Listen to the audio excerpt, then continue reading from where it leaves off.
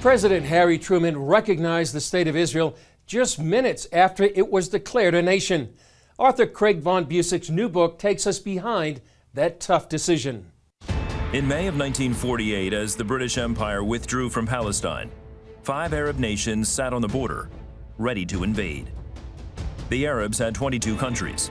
They wanted one more, the one the Jews call home.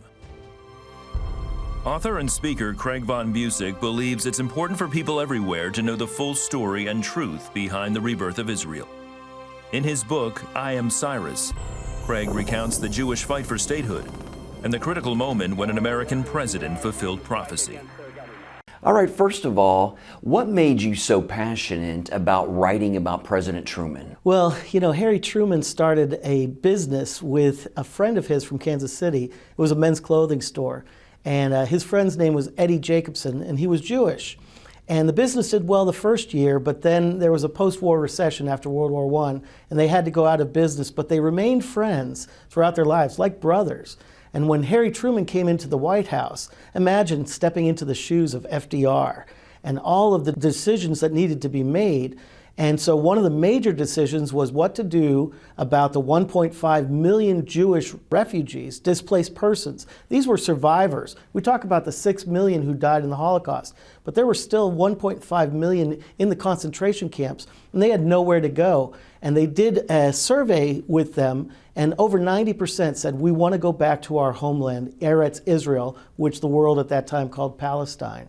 And so Truman had to decide, will I support Israel or not? Almost all of his advisors, including his Secretary of State, George Marshall, of the Marshall Plan, said, don't recognize the Jews, don't recognize the new state. We need Arab oil because we may be facing the Soviet Union in World War III. And so Truman was under a tremendous amount of pressure, actually had people who were rude to him in the State Department, some of the Jewish leaders, some of the Arab leaders. And so he said, that's it.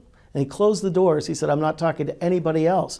Well, the vote was coming up in the United Nations. This was in 1947, whether or not there would be partition and a new rebirthed nation of Israel. Nobody knew what Truman was going to do, and the Zionists were panicking. And so they didn't know who to call. And then somebody said, you know, he has a friend, his old Jewish business partner, Eddie Jacobson. We need to call him.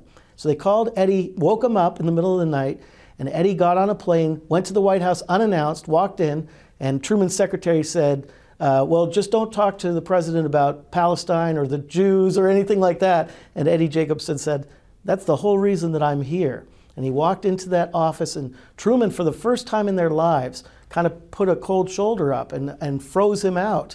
And Eddie was like, what do I do? What do I do? And he saw a statue on Truman's desk of Andrew Jackson, who was Truman's hero.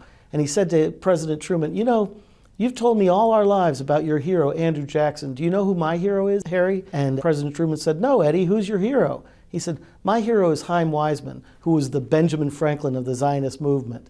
And he said, he wants to see you. He's an old man, he's almost blind, he's sick, and he's waiting to see you, but you won't see him, Harry, because some of our other leaders were rude to you? That doesn't sound like you, Harry. Not the guy I knew. I thought you could take the heat in this place.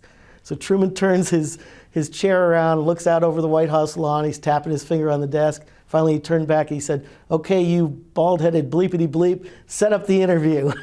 And they snuck Chaim Weizmann in so the press wouldn't know. And it was in that meeting with Chaim Weizmann and Eddie Jacobson that Truman made his decision to support and recognize the nation of Israel. And that's what I Am Cyrus is all about. Alpha,